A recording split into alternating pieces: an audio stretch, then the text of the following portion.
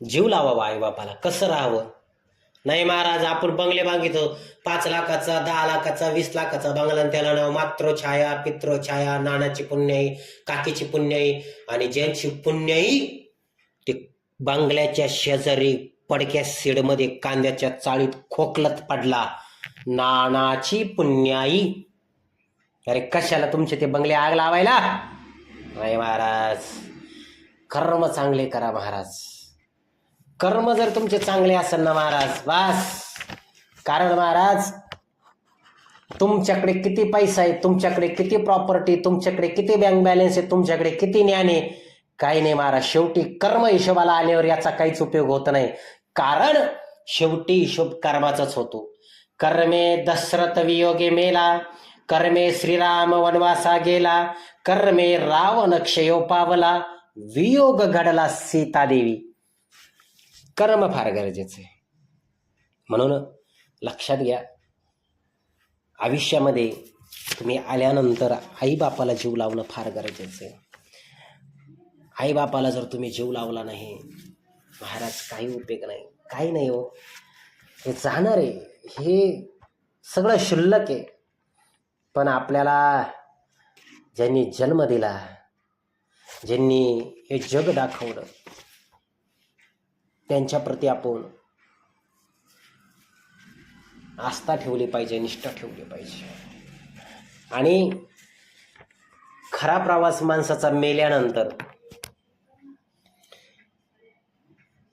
जीवाला यमदूत जेव्हा घेऊन जात असतात ना, यमदूताची बोलणे खात, दंडुक्याचे फटके खात तो जीव पडतो, झगडतो, उठतो, बसतो, आणि मग तो चालत असतो महाराज.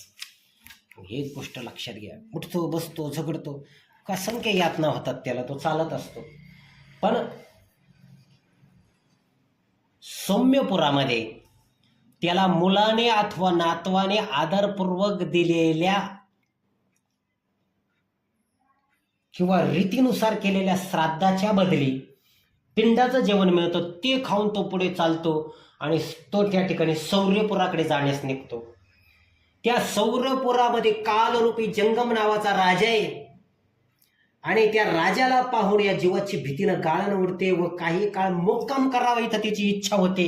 तिथे त्याला नातेवाईकांनी दिलेल्या त्रैपाक्षिक श्राद्धाच्या बदली पिंडाचं जेवण मिळतं, पाणी मिळतं. ते खाऊन तो नगरी सोडतो आणि पुढे जाण्यास निघतो. तो जीव त्याच्यानंतर नगेंद्र भवनाकडे जात असताना वाटामध्ये भयानक अशी अरण्ये, घडदाट, घाबरून तो आक्रोश करतो. निर्दय यमदूत त्याला ओढत ओढत नेतात. तो वारंवार रडू लागतो, आणि त्याच्यानंतर 2 महिन्यानंतर तो व्यथित होऊन तिथं पोचतो. तिथंही त्याला नातवाने दिलेलं, दान केलेलं अन्न, वस्त्र व पाणी पिऊन तो बसतो. तोच यमदूत त्याला खिचित खिचित पुढे नेतात. 3ऱ्या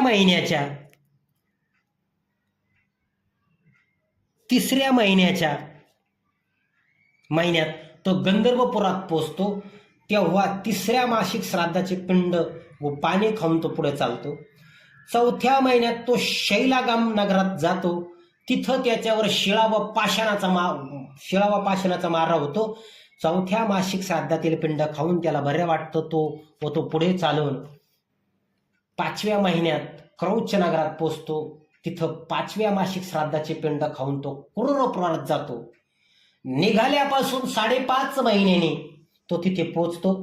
तेथे 19 मासिक श्राद्धात दिलेलं पिंडांना व मोदक सेवन करून तृप्त होतो. थोडा वेळ आराम करतो. श्राद्ध ध्यानात ठेवा, मी तुम्हाला सगळं सांगणार आहे.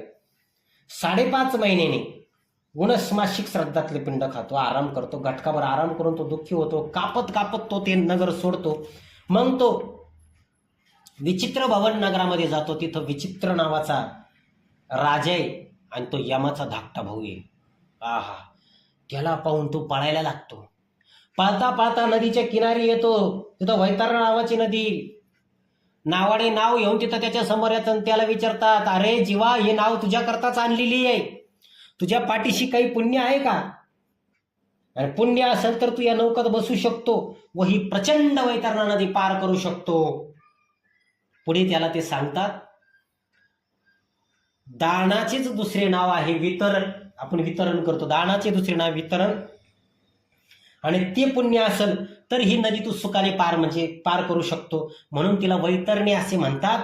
तू जर दान धर्म केला असेल, गरिबाची मदत केली असेल, गायदान दिले असेल, दीपदान दिलं असेल, दुग्धदान दिलं असेल, अनाथ आश्रमात गरीबाला खाऊ घातला असेल, कुठल्या प्रकारचं जर दान दिलं असेल तर तुझ्यासाठी हे नाव तयार आहे, नाही तर नाही. असं ऐकल्यावर तो जीव कपाळाला हात मारतो. अरे माझ्या नशिबा, इथं पण असं काही लागत का? इथं पैशाने चालत का? तुमचे लाख भरण कोटी रुपये तिथं चालत नाही. त्या वडीमध्ये बसायला ती वैतरणा, बरं वैतरणा नदी कशी महाराज? स्वच्छ पाणी काय तिच्यात? नाही नाही नाही नाही. हा हा हा, असंख्य साप, असंख्य विंचू, पू पू पू रक्त आणि पू असा फसफसत असतो त्या नदीमध्ये, उकळत असतो. घाण वास, मुर्दे पडलेले, कुत्रे पडलेले, श्वान, इतका घाण वास तिथं येत असतो महाराज. आणि त्या पाण्याला बघून ते पाणी त्या पाप्याला बघून ते पाणी उसळू लागतं. आणि ती पाहून तो आक्रोश करतो, अरे अरे आता मी काय करू? आणि मग त्याला ते यमदूत त्या नदीमध्ये ढकलून देतात. आणि जसा माशाच्या घशामध्ये आपण गळ वावतात, तसा त्याच्या घशात अंतराळाची भूती गळ वावतात. आणि त्याला असं वडीत वडीत वडीत वडीत पहिलं तरी आणतात त्या नदीच्या. आणि तेथे त्याला षष्मासिक श्राद्धाचे पिंड तो खातो खरा, पण त्याची काही ती खाऊन तृप्ती होत नाही. म्हणून भुकेने व तानेने व्याकुळून तो रडत रडत चालतो. आणि 7व्या महिन्याच्या आरंभी तो बौवातपुरात पोहोचतो. तिथं 7व्या मासिक श्राद्धाचे अन्न पाणी खातो पितो. आणि तिथून निघून तो दुःखत नगरामध्ये, म्हणजे बौवातपुरामध्ये दुःखत नावाचं नगर रे, ते नगरात तो दाखल होतो. हा प्रवास अधांतरी असल्यामुळे तो फार दुःखदायक होतो. तिथे 8व्या मासिक श्राद्धातले दान केलेले पिंड खाऊन तो पुढे जाण्यास निघतो. 9वा महिना संपता संपता तो नानाक्रंदपुरामध्ये पोहोचतो. तिथे अत्यंत क्रूर व भयानक असा नानाक्रंद नावाच्या गणांना बघून त्याच्या हृदयात धडकी भरते व तो दुःखाने आक्रोश करू लागतो. मग यमदूत त्याला दरडावीत खेचतात. 10व्या महिन्यात शेवटी सुतप्त नगरात दाखल होतो. तिथे 10व्या मासिक श्राद्धातील पिंडांना व पाणी पिऊन त्याची तृप्ती होत नाही. पुढे चालत चालत 11व्या महिन्याच्या शेवटी तो रौद्रपुरात पोचतो. त्यावेळी पुत्राधिकांनी दिलेल्या 11व्या मासिक श्राद्धातील पिंड खाऊन व पाणी पिऊन तो पुढे चालत चालत 11.5 महिन्यांनी पयोवर्षण नगरात जाऊन पोचतो. प्रेतांना, आता त्या नगरामध्ये काय आहे? प्रेतांना दुःखदायक असा मोठा मुसळधार पाऊस त्या ढगातून पडत असतो, धो धो धो धो धो धो धो धो. आणि तिथं पुत्र वगैरेने दिलेले न्यूनाधिक श्राद्धातील अन्न खातो. पुढं निघून तो वर्ष पूर्ण होता होता शिलाड्या नावाच्या नगरात जातो. तिथं बर्फापेक्षा 100 पट कडाक्याची थंडी, आणि त्या हाडकं असे फनफन करायला लागतात महाराज. आणि अशी थंडी आहे. आणि त्यावेळी तो थंडीने कुडकुडणारा, भुकेने कासावीत झालेला प्रेतात्मा कुणी आपला आप्त आपल्याला मदत करायला येईल का अशा आयुष्याने स्थायी दिशाला पाहत असतो. तेव्हा त्याला यमदूत विचारतात, अरे तसे पुण्य तरी तुझ्या गाठीशी आहे का? मग वार्षिक श्राद्धाचे पिंड खाऊन धीर एकटावून तो निघतो. आणि वर्ष संपल्यावर यमसदनाच्या आधी लागणाऱ्या बहुभीतीपूर येथे तो पोचतो. त्यावेळी त्या जीवाचा हातभराचा पिंडदेह गळून पडतो. नंतर कर्मफळ भोगण्याकरता अंगठ्या एवढा वायुरूपी देह धारण तो करतो आणि आदांतरी चालतो. तो देह यातना भोगण्याकरता असल्यामुळे त्या देहाचे नाव काय आहे? यातना देह. मेल्यानंतर, तुम्हाला जाळल्यानंतर त्या पिंडातून उत्पन्न होतो हातभर लांबीचा, त्याला म्हणतात पिंडदेह. वर्ष श्राद्धानंतर तो पिंडदेह गळून पडतो आणि अंगठ्या एवढा वायुरूपी देह तुम्हाला प्राप्त होतो, त्याला म्हणतात यातना देह. याच्यात गल्लत करायची नाही. आणि मग तो तिथून पुढे तो यातना भोगण्याकरता तो त्या ठिकाणी पुढे जात असतो. असा हा आजचं जे वर्ष श्राद्ध आहे, या वर्ष श्राद्धापर्यंतचा हा प्रवास मानव करत असतो. पण तुम्हाला आम्हाला हा चिंतामणी देह भगवंताने दिला, पण हा देह आपल्याला कळाला का? नाही कळाला महाराज. हा देह आपल्याला कळालाच नाही.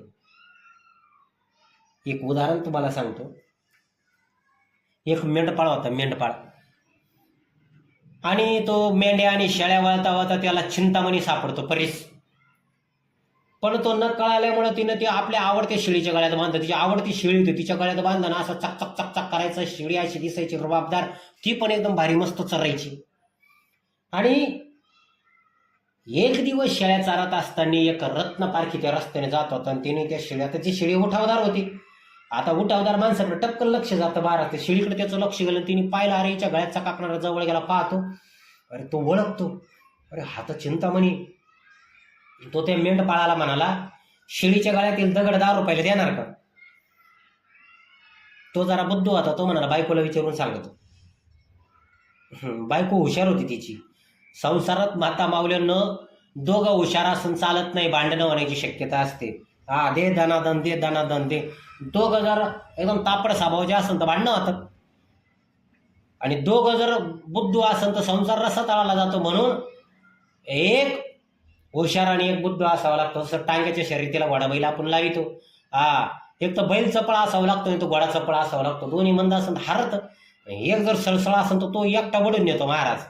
तसं आहे प्रपंचात सुद्धा. बायको जर हुशार असेल तर ते प्रपंच वडून नेते. तसं त्याची बायको हुशार होती. हा मेंढपाळ बुद्धू होता. बायकोने विचारलं, बायकोने सांगितलं तिने असं असं झालं.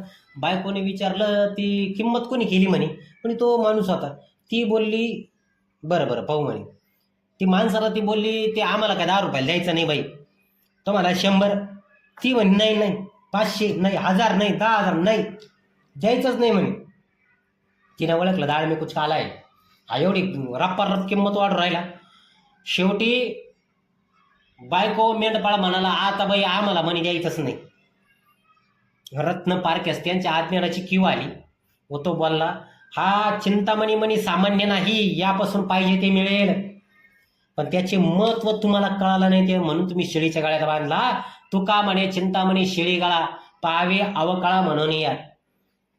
म्हणून भगवंताने सुद्धा तुम्हाला आम्हाला चिंतामणी देह दिला, पण आपल्याला देह दिला, पण देह कळाला का? नाही कळाला महाराज, देहच कळाला नाही आपल्याला. म्हणून या देहाचा आपण अनाठाई वापर करतो. अनाठाई आपण देहाचा वापर करतो, आपल्याला देह कळालाच नाही. देह जर कळाला असता तर आपण या देहाचा चांगला वापर केला असता. देह कळाला नाही म्हणून देहाचा आपण